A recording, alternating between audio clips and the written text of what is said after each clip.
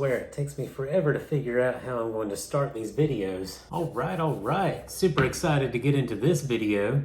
So I've kind of been waiting on this for a while now because some things took some time to get back into stock. But as you've seen from the title, I made an online purchase at the official Harry Potter website. And for those of you that don't know, that is a place where you can get a lot of the items sold at the Universal theme parks without actually having to travel to the theme parks and spend all the money of actually being there, unless you want to, of course. But your guy here has to save some money. And besides, probably not going to go there again until they open up the third park that they're supposed to open up next year. So yeah, definitely going to have to put that on the bucket list. So what originally caused me to make this purchase is that I saw they came out with additional chocolate frog flavors at the theme parks. So there's always been a milk chocolate flavor, but recently they have come out with a white chocolate and a dark chocolate flavor. But not only did they do that, but they also changed the color of the novelty box that they come in just ever so slightly, so you can tell even from far away that's a different flavor of chocolate. So I'm going to start with those two items first. And just for context, here is what the original milk chocolate box looks like, this kind of blue and gold color. And then the dark chocolate, as you can see, has taken more of a darker brownish gold color along with the blue. And the white chocolate has gone for a silvery look. I just love the way that one looks in particular. Now, to be perfectly honest, I have not been the biggest fan of the milk chocolate version, and I am someone who is absolutely crazy about chocolate. But it's still pretty good in my opinion, and I'm not normally a fan of white chocolate and certain dark chocolates, but I'm definitely willing to give it a try in this video. So let's see how it goes. Man, that is so neat how it's got that foil effect on all of the boxes here. And it's also nice to see that they have also traveled well, so they don't look crushed or anything like that. So that's a definite A+ on the shipping and processing for sure. So let's see what we have in here. So like with the chocolate frogs that I showed in my other video, just like at the theme park, they have a chocolate frog inside, and they also have a famous Witches and Wizards card.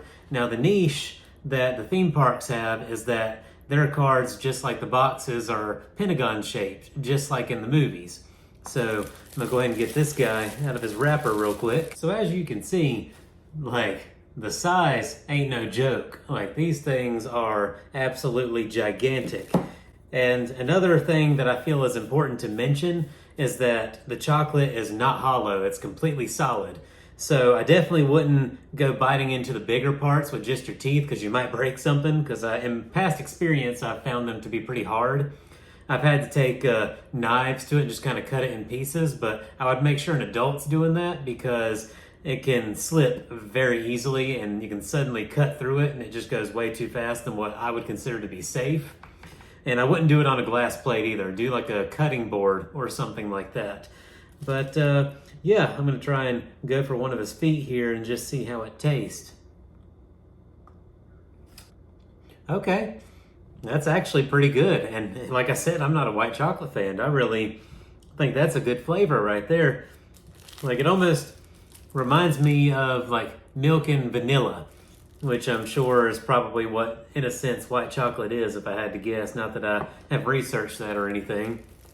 But yeah, highly recommend. That's a 10 out of 10 right there. And as I said before, here's the card that comes with it. So it's aesthetically identical to the ones that you see in the movies. You got the person or the famous witch and wizard on the front and information about them on the back. What's interesting is they seem to have greatly expanded their selection since I last visited the theme park back in like 2016. So back then, I'm pretty sure the only ones you could get were the four founders, maybe Dumbledore and Ollivander. But now it seems like they have, like the other style of collection, have, you know, gone into witches and wizards that you won't necessarily hear about in the books and movies. So this one's Bowman Wright, and he was famous for developing the Golden Snitch. So yeah, that's interesting. And as with the others, this one's lenticular as well, so it moves as you move it. It gives it kind of a 3D appearance. So yeah, definitely love that. for sure. Moving on to the dark chocolate one. All right, check this little guy out. Not little. So yeah, just a darker colored version of the milk chocolate right here. So yeah, gonna give him a little try. Okay, not mad about this guy either. He kind of tastes like your standard dark chocolate flavor that you can get at the store, that sort of thing. Nothing really extraordinary to note about him, but yeah, still pretty good. I'd also give this a 10 out of 10.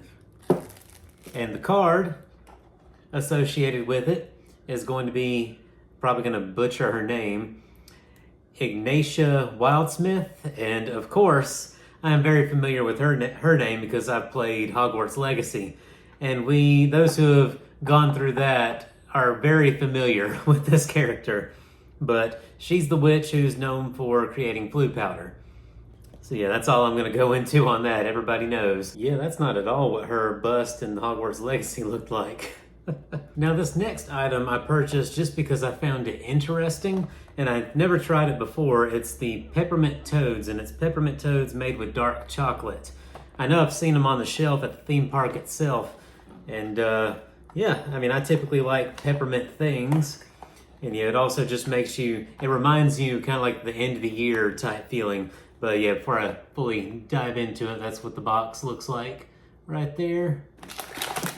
Oh my gosh, they're so tiny. That's adorable. All right, so here is our little peppermint toad right there. Isn't that adorable? We'll see how much kick of peppermint this little guy has in him. The effect is almost immediate. It's almost like I bit into a weaker York peppermint patty or something like that. But yeah, that's really good right there. I'm gonna give that a 10 out of 10 as well, for sure. Man, yeah, the candy here is really coming in clutch. So one thing I forgot to mention is that in the chocolate frog boxes, the frogs actually do come in a little plastic wrap just in case, you know, it happens to melt. That way it doesn't ruin the card or the box or anything like that, because you will definitely want to keep the box at least, for sure. But they also have a warning on the website not to order these in the warmer months, especially if you live in a warmer climate. That way you don't risk the chance of it melting in transit.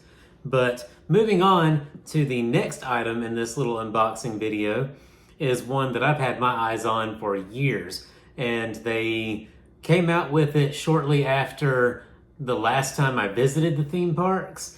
And I've been just waiting for the opportunity to purchase this because I'm a huge fan of the chocolate frog aesthetic, the design of the boxes, that blue and gold foiling and all that good stuff. But the main item that I bought in this particular order was the collectible tin chocolate frog box. And so according to the website, this is supposed to come with a milk chocolate frog and a set of witches and wizards cards in it. But yeah, here's the tin up close. Like, that is definitely worth a display right there. Yep, they call it a keepsake collectible, I believe. But yeah, definitely worth the money, and I haven't even opened it yet. All right, so there's our standard milk chocolate frog guy right there. So yeah, you can see, just like, you know, God, look how tall that guy's head is. Like, that is an insane piece of chocolate right there, for sure. All right, let's see if the flavor has changed at all in almost 8 years or however long it's been. So you can kind of see just how hard the chocolate is, as I mentioned earlier. It tastes kind of how I remember it. Like, not really anything I would write home about, but it's still good. But yeah, it's definitely no Hershey's chocolate, because that's definitely one of my favorites, that and Reese's. You can't get enough of that. But yeah, still pretty good in my opinion, but definitely not the greatest. I would say the white chocolate so far has been the best, and that is a huge surprise to me. So we're going to move on and see which cards are in the set here. Good Lord, that's a stack right there. All right, so first up, we have Rowena Ravenclaw. Then we have Albus Dumbledore. And looks like Michael Gambon's Dumbledore. Yep. And let's see here. Now, before I get too far along in this stack, obviously, Rowena Ravenclaw is the founder of Ravenclaw house, and it talks about her daughter as well, which you meet in Deathly Hallows Part 2 and the Deathly Hallows book. Yeah, but it goes into a couple of other details that you learn from the books. Dumbledore, of course, and it has his birth year and his death date, which is 1881 to 1996. And yeah, I didn't previously know that's how early on he was born, so that's something new I learned just now. But it talks about his defeat of Grindelwald and championing Harry Potter, things like that. And all the things he achieved in his life, and his most proudest voiced achievement is being on a card. Next up we have Helga Hufflepuff, of course. And obviously she's the founder of Hufflepuff and had a talent for food-related charms. And then you have Gryffindor, of course, the first owner of the Sorting Hat, founder of Gryffindor House, my house, represent. And then the one that has eluded me every time I visited the theme parks, which is only twice, mind you, and that's the Salazar Slytherin card. And I could have swore somebody at some point said this is the most rare one, but I'm not sure how that works in the theme park world. But yeah, he's the founder of Slytherin House and was one of the first recorded Parselmouse, an accomplished Legilimens, and a notorious champion of pureblood supremacy. And his last remaining heir was Lord Voldemort. See, that's another thing I didn't know. I didn't realize he was the last one. So yeah, we're all learning things in this video. I'm definitely going to keep these in the tin itself. I feel like that's a great place for them to belong. But yeah, highly recommend purchasing this on the official store or at the theme park if you decide to visit. Because, I mean, come on. You can't say that does not look cool, okay? Now, the final item is one that definitely intrigued me because I didn't know this was a thing at the theme parks. I don't know if it was available the time that I visited last, but I definitely saw it on the website as an available suite. And I just had to pick this one up because of the novelty of the bottle that it comes in. Yep, I said bottle. And also out of sheer curiosity of what this would possibly taste like. But let me situate it real quick here. I went ahead and purchased the Felix Felicis candy potion, whatever you want to call it. But yeah, is that not neat? Looks just like the bottle from the movie, albeit a more accurate depiction compared to the book. But yeah, I just had to purchase this. And looking into it, it's got a bit of a luster in it as well, but it's supposed to be edible from what I gather. So as I said, this is the Felix Felicis Liquid Sweet, or as a lot of people like to refer to it, Liquid Luck. Probably should have started with this one. But yeah, I still think this whole unboxing's been pretty lucky even without. But it has a little screw on top. I'm not sure what that material is made of. It's got a very almost syrupy smell to it if I'm being honest. But we'll see how it goes.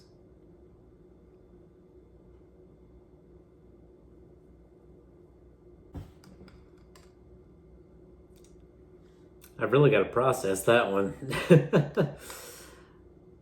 I don't know, it's almost like a bubblegum flavored maple syrup. There's a whole lot going on in it, and I'm not sure if I would call it good. Maybe I should have started with this one, that way it wouldn't end on a bad note. I mean, it's definitely good for the novelty factor, for sure, because it's obviously a more book accurate looking potion compared to in the movies, but I definitely am not a fan of the flavor. And it's like very thick too, like it took some time for it to come out of the bottle. But yeah, so there you have it. I'd probably give this one a maybe a 2 out of 10. Yeah, it gets points just for the novelty factor, let's be honest, and that's about it. All right, so let's talk favorites. So definitely going to bump up the Peppermint Toads up there for sure. I'm probably going to put this one in third place. The second place is going to go to the white chocolate and chocolate frog, because that one honestly surprised me at how good it was. I was not prepared for that good of a flavor, knowing how the milk chocolate flavor tended to be. So yeah, definitely give this second place. And I think you guys know first place is of course going to go to the collector tin chocolate frog. For sure, because I've had my eyes on this for years and just finally like pulled the trigger on buying it. So yeah, definitely satisfied with this order. And you might say that could be a bit of a biased rating for everything, but yeah, it's my video, whatever. So yeah, that does it for this unboxing video. I'm hoping to do one next on the online store for the Lost Cauldron, because I can't travel to the UK. Like that costs money. So yeah, looking forward to that. I'm just waiting on certain things to come back in stock that I've really got my eyes on. But yeah, there will definitely be a video on that. So hope you guys enjoyed, and I'll catch you guys in the next video. See ya.